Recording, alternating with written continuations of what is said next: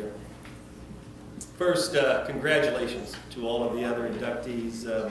What a great honor for you guys, and a great honor for me to be going in with such a great class. I think it's interesting for me because you look around and what a small world athletics become, because so many of these people you've watched coach, you've played with, you've coached against, you've recruited players from, I mean, you name it. Athletics shrinks the world in a great way, so I am very honored to go in with you guys. First, thanks to Missouri Basketball Coaches Association.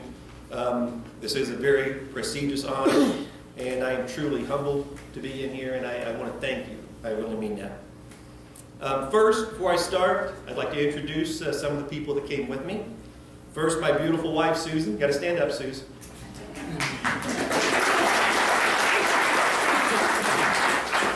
Not only beautiful, but a very good coach.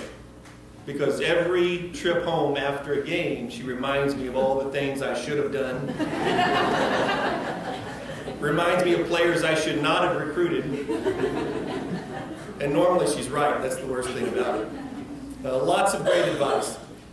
My daughter Whitney, beautiful daughter Whitney, stand up please.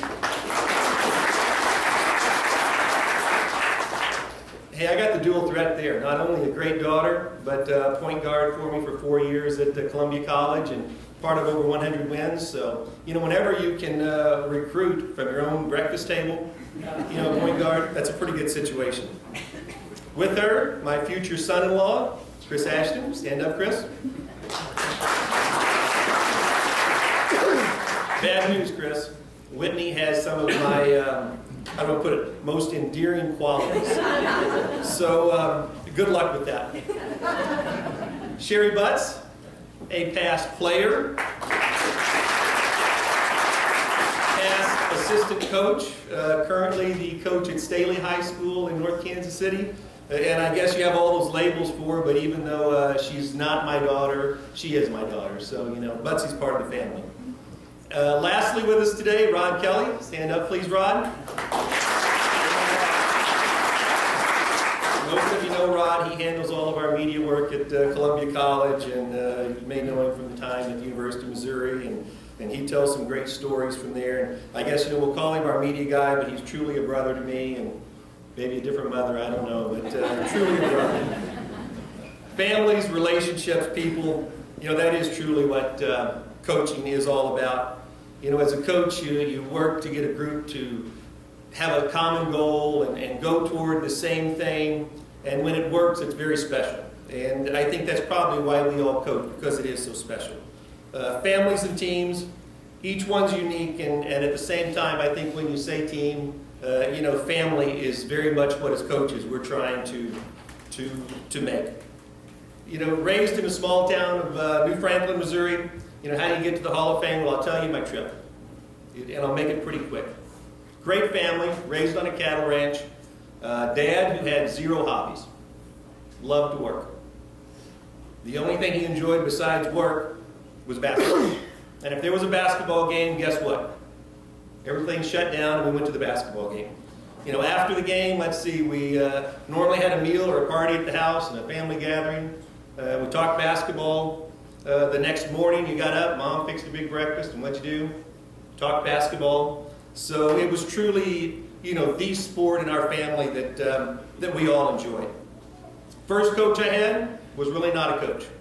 My brother Joe. You know, he taught me about you keep your elbow in, you follow through. You know, he taught me how to shoot. But you know, as a 11 or 12-year-old, he not only taught me how to shoot, but his lecture was when not to shoot. How to win ball games. And those are lessons that, trust me, when we get into the game situations in practice, we still do today. You know, here's the score. When do you shoot? When do you not shoot? Pretty good lesson to have from your brother growing up. First high school coach, Coach Bob Graves. Well, if any of you ever knew Coach Graves, he had this big, deep voice. And you didn't walk on his floor with shoes either. Carried your shoes in. Who in here had a high school coach? And you know what? No one walked into their floor without carrying their shoes. If you wanted on the gym floor, what'd you do? Put fresh shoes on, and then you got on the floor. Pretty good lesson. Pretty good lesson about caring for a floor. I think if you love basketball, gym floors mean a lot to you. Great lesson. You know, from there to Mobley Junior College, one of the true characters I've ever been around, Lee Carricker. I don't know if you guys know Lee, gentleman who passed away, coached at Mobley for a long time, and then at William Jewell. I think he used me as an interpreter for the guys he had from the city. I learned a lot about being a point guard there. We're on the bus one day and getting ready to go to a game, and we had a guy, Ty, who was not on the bus. He looks at me and he goes, "Davis," he goes, "where's Ty at?" Oh, I knew where Ty was.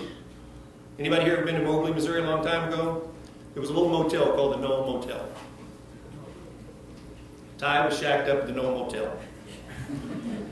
Everybody's on the bus. He says, "Davis, go get Ty, go find him." So I drive to the Noel Motel, honk the horn. You know, here comes Ty out, one shoe on, shirt half on, pants half on. Gets in the car, we go back, get on the bus. Ty walks in. You know, Coach Carrick never says a word to him. As I get on, he goes, "Davis, don't let that happen again." It's point guard's job, you know. You have people there. Fortunate enough to go from Coach Carricker to a gentleman we have with us today, Coach Ash. Stand up, Coach.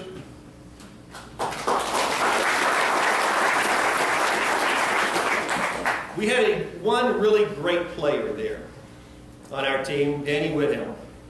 And I'm going to tell you what I learned from Coach. You used your great player. You know, Dave Fox and I were the two guards, and I'm going to quote Coach, the two worst guards in the nation.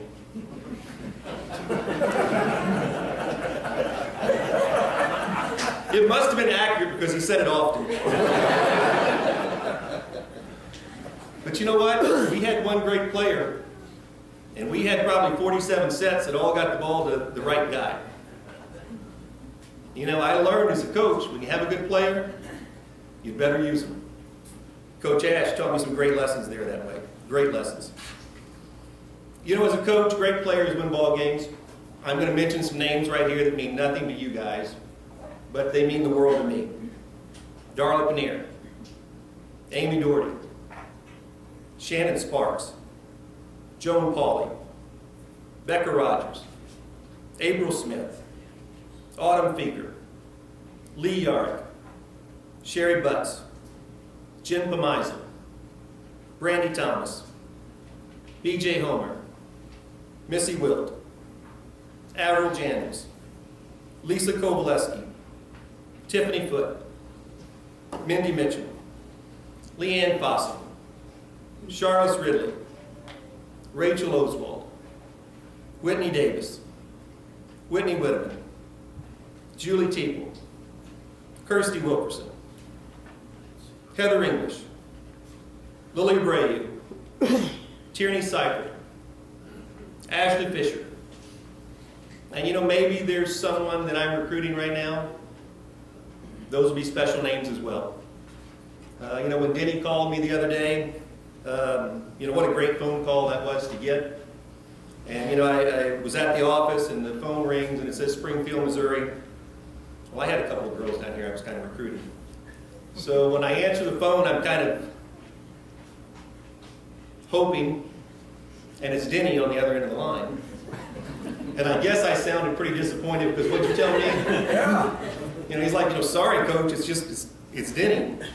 Well, it turned into a great conversation, but you know, as coaches, we all realize what helps us win ball games, and great players do that.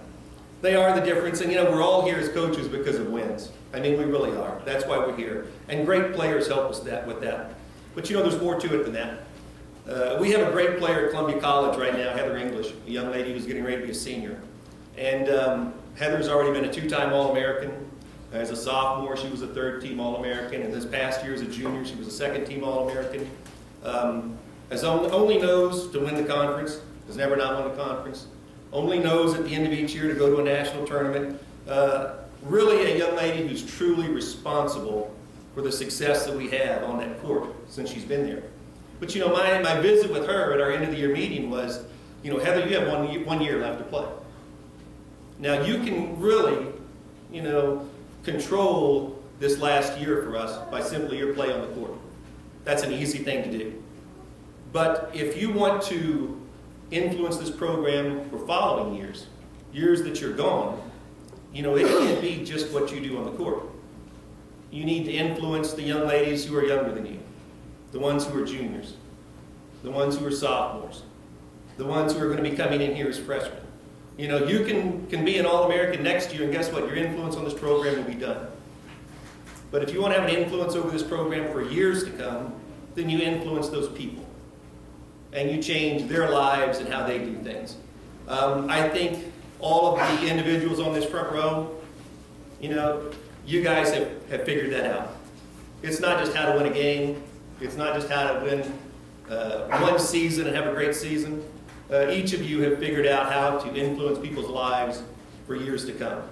And I think that's what I'm so proud of and why I am so humbled to be a part of this group. I truly do thank the MBCA, and I do appreciate being a part of this. Thank you.